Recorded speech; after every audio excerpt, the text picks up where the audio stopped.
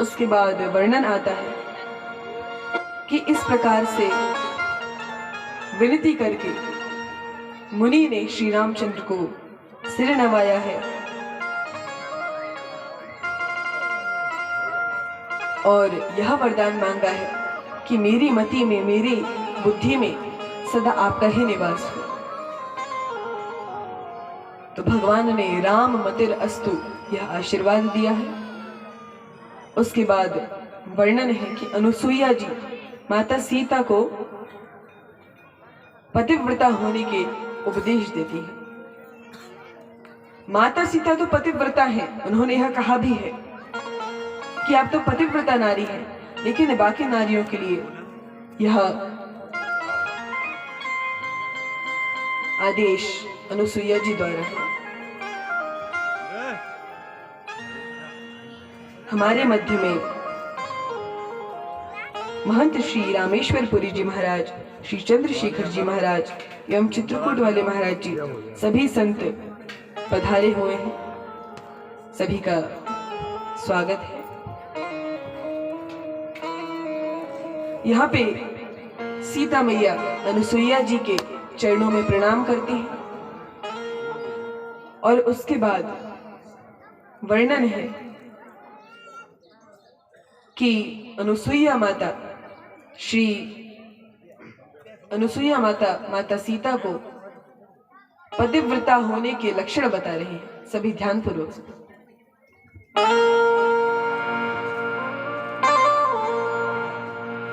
कहरी शिवधू सरस मृदुवाणी नारी धर्म कछु ब्याज बखानी सरस मृदुवाणी नारी धर्म कछु ब्याज बखानी मातु पिता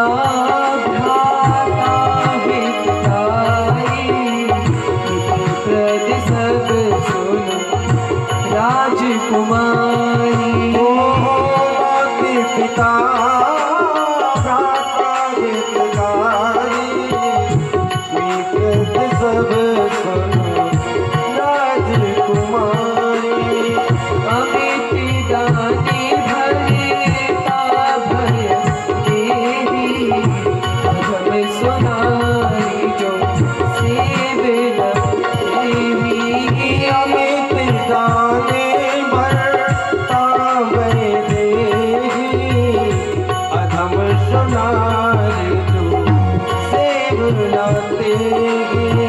धीरज धर्म मित्र अरुणारी आपत्तिकाल परखी चारी। धीरज धर्म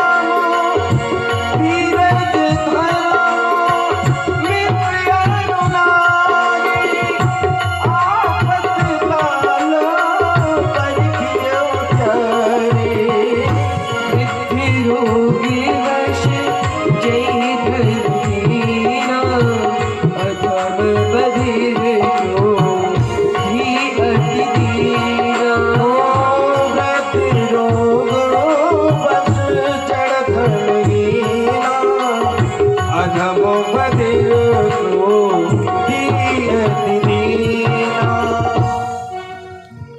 यहाँ पे अनुसुईया जी ने एक दोहे में बड़े विस्तृत रूप से जो पातिव्रत धर्म है उसको बड़े ही संक्षेप में एक दोहे में बताया है। सभी बातों को उन्होंने हल लिया है। उसके बाद वे सीता जी से कहते हैं, आप तो सब कुछ जानने वाली है, तो यह ज्ञान मैंने बाकी नारियों के लिए दिया है। कौन सा ज्ञान? वे सबसे पहला उपदेश करती है कि माता पिता भाई पुत्र ये सब कुछ समय के लिए ही हितकारी होते हैं, साथ देने वाले होते हैं, लेकिन जो पति हैं वो सदा ही साथ देने वाले होते हैं। इसीलिए वह नारी अधम है जो पति की सेवा नहीं करती। उसके बाद वे कहते हैं, धीरज धर्म मित्र अरु नारी, आपतकाल परखिए चारी। धीरज धर्म मित्र अरु नारी, जब आपत्ति में होते हैं तब हम उनका किस प्रकार से पालन कर रहे हैं। आपत्ति में इन सब की सही स्थिति हमें पता चल पाती है। तो यदि पति कष्ट में है तब भी उसकी पत्नी उसका साथ दे रही है, उस समय पता चलता है कि वे कौन सी श्रेणी की स्त्री है। यहाँ पे माता अनुसुईया सीता जी को पातिव्रत धर्म का अगला उपदेश देती है कि भले ही पति वृद्ध हो गया हो, रोग से युक्त हो, जड़ हो, मूर्ख हो, गरीब हो, अथवा अधिक क्रोधी हो, अंधा हो, बहरा हो या बहुत दयनीय अवस्था में हो, उसका भी त्याग नहीं करना चाहिए। नहीं तो बहुत सी बार इनको तो सदा बीमारी लगी ही रहती है, बस खा रहे हैं बैठे बैठे, इनकी सेवा में लगे रहो, इसलिए उनको छोड़ के चले गए, या उनके पास धन ही नहीं है तो छोड़ के चले गए, अधिक क्रोधी हैं तो तलाक हो जाता है। ये तलाक आदि की परंपरा हमारे शास्त्रों में कहीं है ही नहीं। यह तो आधुनिक समय में वर्णाश्रम धर्म को नष्ट करने के लिए बनाया गया है। तो भले ही पति किसी भी अवस्था में क्यों न हो, उसका त्याग नहीं करना चाहिए। और यदि कोई स्त्री पति का अपमान करती है तो उसको अनेकों प्रकार से नरक में कष्ट भोगना पड़ता है। यहाँ माताएं सोच रही होंगी सब उपदेश हमारे लिए ही है, उनके लिए भी तो कुछ बताइए। आगे उनके लिए भी बहुत कुछ वर्णन है। यहाँ पे अगला उपदेश माताओं के लिए अनुसुईया मैया कह रही हैं, एक ही धर्म एक व्रत नेमा, आय वचन मन पति पद प्रेमा। एक व्रत नेमा, आय वचन मन पति पद प्रेमा। जगपति प्रता चार वेद अहि, वेद पुराण संत सब कहि। जगपति प्रता चार वेद अहि, वेद पुराण संत सब कहि। उत्तम कीर्त बस मन माही, सबने भुवन पुरुष जग नाही। उत्तम के यश बस मन माही, सबने भुवन पुरुष जग माही। मध्यम पर पति देखई कैसे, भ्राता पिता पुत्र निज जैसे। मध्यम पर पति देखेगी कैसे, भ्राता पिता पुत्र निज जैसे। धर्म विचारी समझ कुल रही, सोन की इष्ट किया श्रुति अस कही। धर्म विचार समझ कुल रही, सोन की क्षत्रिय, सोन की क्षत्रिय श्रुति अस कही। बिनु अवसर भय तीरथ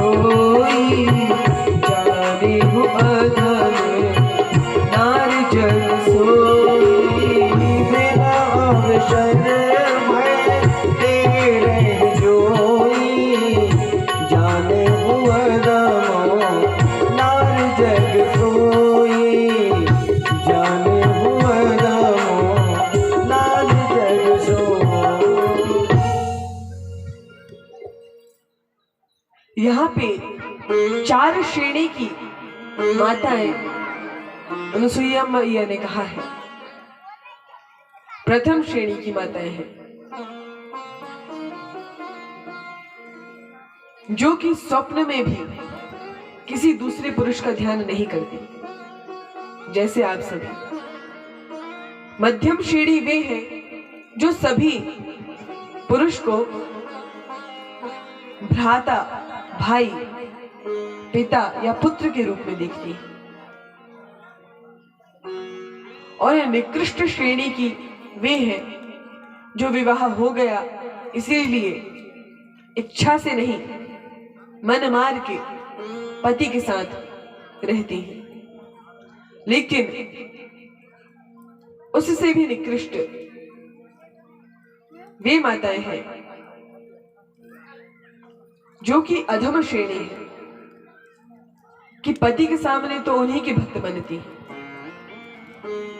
और उनका ध्यान पर पुरुषों में होता है, तो वे अधम नारियां होती हैं। यहाँ अरण्य कांड के 5वें दोहे में पातिव्रत धर्म का उपदेश माता अनुसुईया ने किया है। उसके बाद वे माता सीता से कहती हैं, सुनो सीता तब नाम सुमिर, नारी पति व्रत करनी। ओ सुन सीता नाम राम, सुमिर नार पति करहि नाम।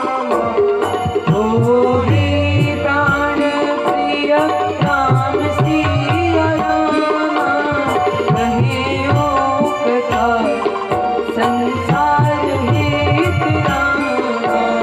होरी प्राण प्रिय राम राम, कहियो कथा संसार हित राम। यहाँ पे अनुसुईया माता ने सीता जी से कहा है कि यदि कोई आपका नाम भी ले तो वह नारी पतिव्रता बन जाती है। आप जगत को पवित्र करने वाली हैं। यह उपदेश मैंने सभी स्त्रियां किस प्रकार से पातिव्रत धर्म का पालन करें उसके लिए किया है। उसके बाद यहाँ पे श्री राम लक्ष्मण एवं मैया सीता अत्रि ऋषि के आश्रम से जाते हैं।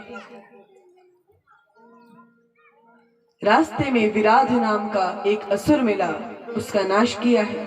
उसके बाद शरभंग ऋषि के आश्रम में प्रभु पहुंचे हैं। वे भगवान से प्रार्थना करते हैं,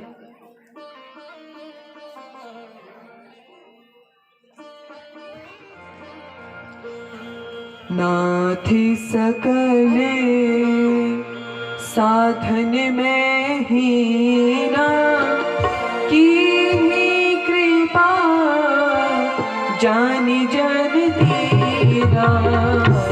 नाथ सकल साधन में हीना, धन में हीना, कीन्ही कृपा जानि जन दीना।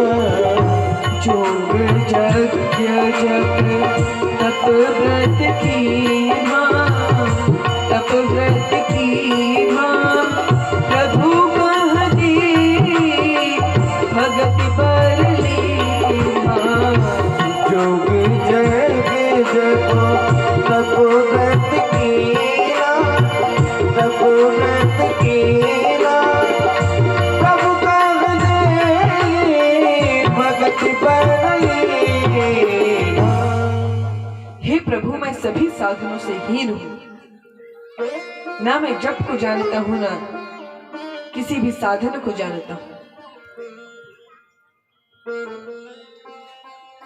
मैंने जितना जप जोग किया है उसके प्रभाव से मुझे आपके दर्शन हुए हैं और मैं आपसे केवल भक्ति का वरदान चाहता हूँ। यहाँ भक्ति का वरदान प्राप्त करके और श्री रामचंद्र सगुण श्री रामचंद्र सदा उनके हृदय में निवास करें, यह वरदान मांगा है। उसके बाद श्री रामचंद्र आगे प्रस्थान करते हैं। अब श्री रामचंद्र कहाँ पे आए हैं? अब श्री रामचंद्र आए हैं सुतीक्ष्ण जी महाराज के पास। लेकिन जब वह सुतीक्ष्ण जी के आश्रम में आ रहे थे उसके पहले कुछ संत जन मिले, और जहां संत जन थे उन्हीं के पास में एक बहुत बड़ा सा पहाड़ बना हुआ था। श्री रामचंद्र ने संतों से पूछा, हे संत जन, यह पहाड़ किसका है? तब ऋषि मुनियों ने बताया, ये पहाड़ किसी और का नहीं, संतों की हड्डियों का पहाड़ है। जो राक्षस होते हैं वे संतों को मारते हैं और उसके बाद ये संतों की हड्डियों का पहाड़ है। जब श्री रामचंद्र ने इस बात को सुना है तो वे बड़े क्रुद्ध हुए हैं और उन्होंने संकल्प लिया है। संतों को साक्षी करते हुए भगवान संकल्प लेते हैं, निश्चर हीन करऊं मही भुज उठाई पनकीन। भुजाएं उठाकर श्री रामचंद्र कहते हैं, इस पृथ्वी को मैं राक्षसों से विहीन कर दूं। यह प्रण किया है और श्री रामचंद्र का यह प्रण सुन के सभी ऋषि मुनि बड़े प्रसन्न हुए हैं। श्री रामचंद्र आगे बढ़े हैं।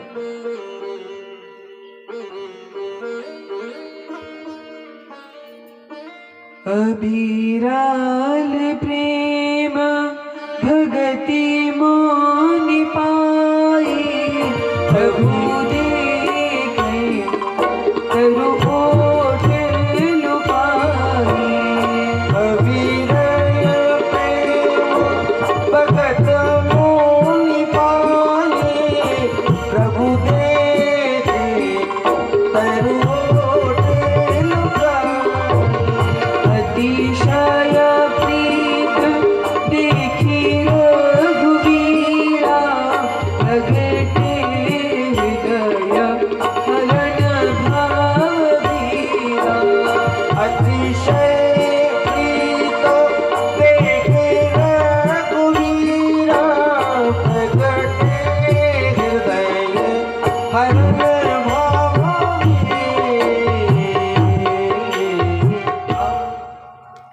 जब श्री रामचंद्र ने सुतीक्ष्ण जी को अधिकारी पाया तो श्री रामचंद्र ने उनके हृदय में अपना रूप प्रकट किया है।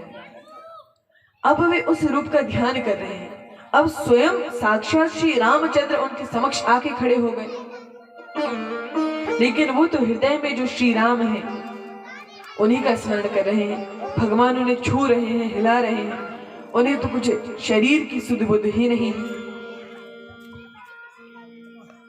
तब भगवान क्या करते हैं, उनके हृदय में जो भगवान की छवि बसी थी उसे अप्रगट कर देते हैं, उनके हृदय से चले जाते हैं। और जैसे ही ध्यान में जिन भगवान का दर्शन कर रहे थे वो नहीं दिखे तो उन्होंने आंखें खोली, और जैसे ही वे व्याकुल होकर आंखें खोलते हैं तो आंखों के सामने जिनका हृदय में ध्यान कर रहे थे वही श्री रामचंद्र समक्ष प्रकट हो गए। बोलिए सियापति रामचंद्र भगवान की जय।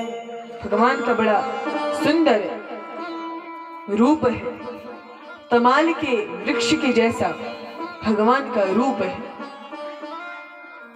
श्याम तामरस दाम शरीरम, जटा मुकुट परिधन मुनि चीरम। भगवान मुनियों के जैसे वस्त्र पहने हैं, सिर पे जटा है, और भगवान का वर्ण कैसा है, तमाल के वृक्ष के समान। अब श्री कृष्ण हो या श्री राम, दोनों का वर्ण एक ही है, तमाल के वृक्ष के समान। क्योंकि जो भीष्म पितामह है वे भागवत के पहले स्कंद में भगवान की स्तुति करते हुए कहते हैं, त्रिभुवन कमनम तमाल वर्णम रवि कर गौरवराम्बरं प्रधाने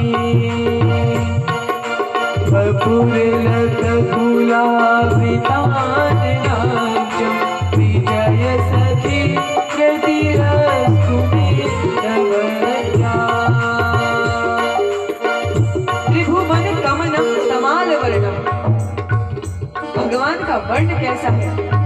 तमाल के वृक्ष के समान। यही यहाँ पे श्री सुतीक्ष्ण जी भी देख रहे हैं।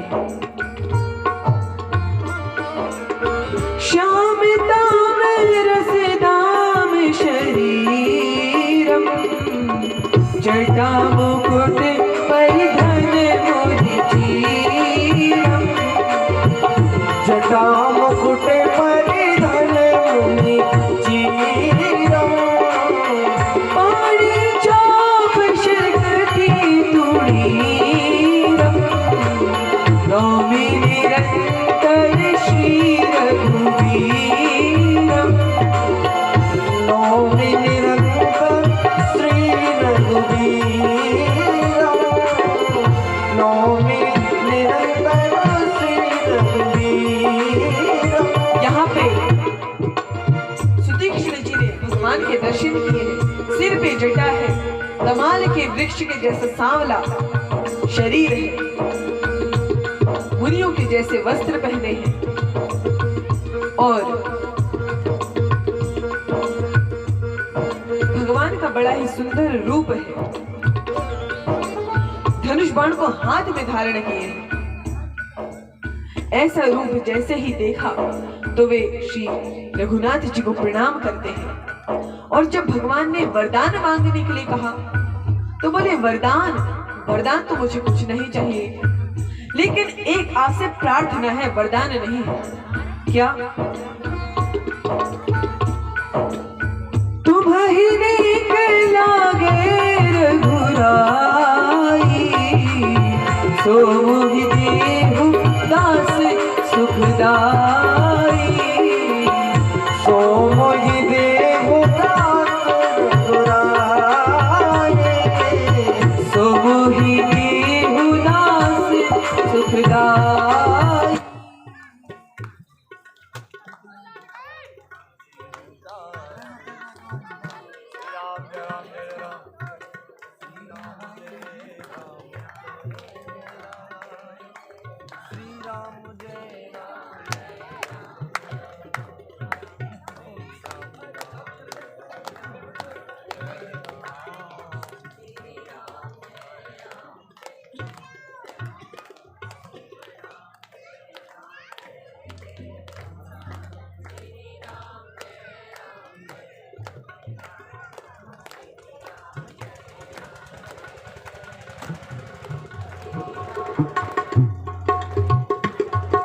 यहाँ पे भगवान के रूप का दर्शन किया, उनसे यही वरदान मांगा है कि हे प्रभु मेरी प्रार्थना बस इतनी ही है कि अस अभिमान यह अभिमान न जाए। संत प्रार्थना करते हैं अभिमान चला जाए, लेकिन यहाँ सुतीक्ष्ण जी प्रार्थना कर रहे हैं अभिमान न जाए। अच्छा कौन सा अभिमान न जाए? तो वे आधी चौपाई में कहते हैं मैं सेवक रघुपति पति मोरे, मैं रघुनाथ जी का सेवक हूँ और वे मेरे स्वामी हैं, यह अभिमान ना जाए। और मैं कोई वरदान नहीं मांग रहा, ये तो प्रार्थना है, जो आपको अच्छा लगे सो दीजिए। तुम्हें नीक लागे रघुराई सो मोहि देहु दास सुखदाई। हे भक्तों को प्रसन्न करने वाले रघुनाथ जी, आपको जो भी अच्छा लगे आप दे दीजिए। भगवान ने ज्ञान वैराग्य भक्ति सहित उन्हें सभी गुण प्रदान किए हैं। यहाँ पे सुतीक्ष्ण जी के साथ भगवान अगस्त्य मुनि के पास आए हैं। अगस्त्य मुनि एवं श्री रामचंद्र का संवाद है। जब श्री रामचंद्र ने निवास स्थान पूछा कि मैं कहाँ जाके रहूं, तब अगस्त्य मुनि पंचवटी नाम का स्थान बताते हैं। पंचवटी बड़ा ही सुंदर स्थान है, आप वहां जाके निवास करिए। वह दंडक वन है और उसमें जो पंचवटी नाम का क्षेत्र है, आप वहां जाके निवास करिए। वह बड़ा ही शांत स्थान है, लेकिन एक संत के श्राप से वह पूरा वन जल गया। इसीलिए अब जाके आप उसे पवित्र करिए। वह बड़ा सुंदर ही स्थान है, लेकिन पूरा उजड़ गया है वह स्थान संत के श्राप से। उसके बाद यहाँ पंचवटी में श्री रामचंद्र आए हैं और वहीं पे जटायु जी से भगवान की भेंट हुई है। जटायु जी श्री रामचंद्र को परिचय देते हैं। श्री रामचंद्र ने पिता के समान मान के उन्हें प्रणाम किया है। उसके बाद यहाँ श्री लक्ष्मण जी महाराज बड़ी सुंदर कुटिया बनाते हैं और उस कुटिया में श्री रामचंद्र प्रवेश पाते हैं। अब यहाँ लक्ष्मण जी एवं श्री रामचंद्र का संवाद है। लक्ष्मण जी ने श्री रामचंद्र से बड़ा ही सुंदर प्रश्न किया है। क्या प्रश्न किया? जो कि बार बार हमारे मन में आता है कि ज्ञान वैराग्य भक्ति में क्या अंतर है, वे है क्या? वही प्रश्न हमारे लिए लक्ष्मण जी श्री रामचंद्र से करते हैं।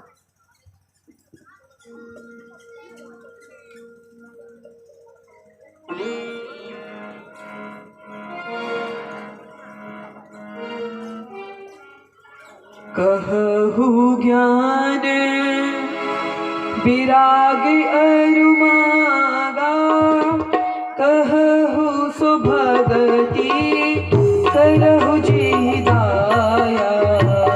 कहु ज्ञान विराग अरुमाया, कहु सुभगति करहु जी दाया।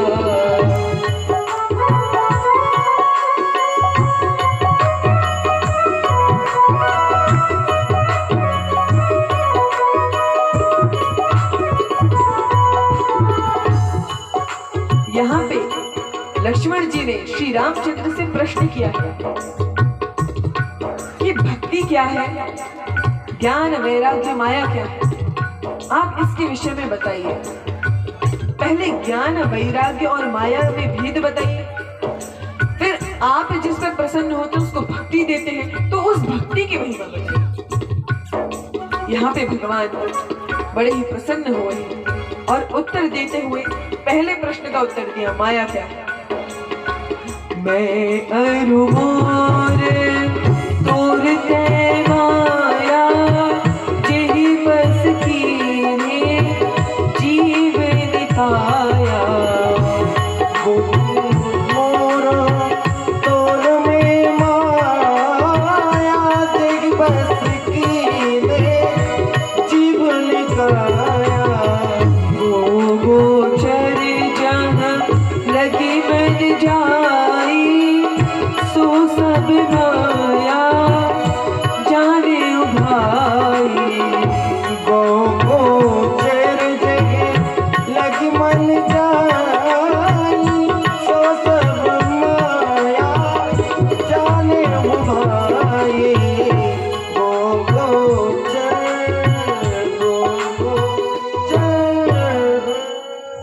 माया क्या है? मैं और मेरा, तू और तेरा, यही माया है। श्री रामचंद्र जी का वचन है। मैं मेरा और तू तेरा, यही माया है।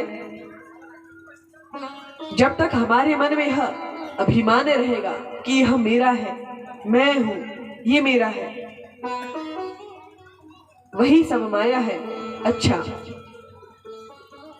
और माया क्या क्या है? जो कुछ हमें दिख रहा है वह सब माया है, लेकिन यह सब जो हमें दिख रहा है वह माया है, लेकिन हम अपने देह के स्तर से ऊपर उठ जाएंगे। अच्छा, वह कैसे उठेंगे? भगवान का नाम स्मरण करके, भगवान के रूप लीला गुण धाम का स्मरण करके हम इस देह स्थिति से ऊपर उठ सकते हैं। तो वह माया के स्तर से ऊपर उठना होगा। अब यहाँ पे वैराग्य क्या है उसका वर्णन श्री रामचंद्र जी करते हैं। धर्म वीरति जोगति ज्ञाना ज्ञान मोक्ष प्रदे वेद बखाना। धर्म वीरत जोगिते ज्ञाना ज्ञान मोक्ष प्रद वेद बखाना। धर्म वीरत जोगिते ज्ञाना ज्ञान मोक्ष प्रद वेद बखाना। सो स्वतंत्र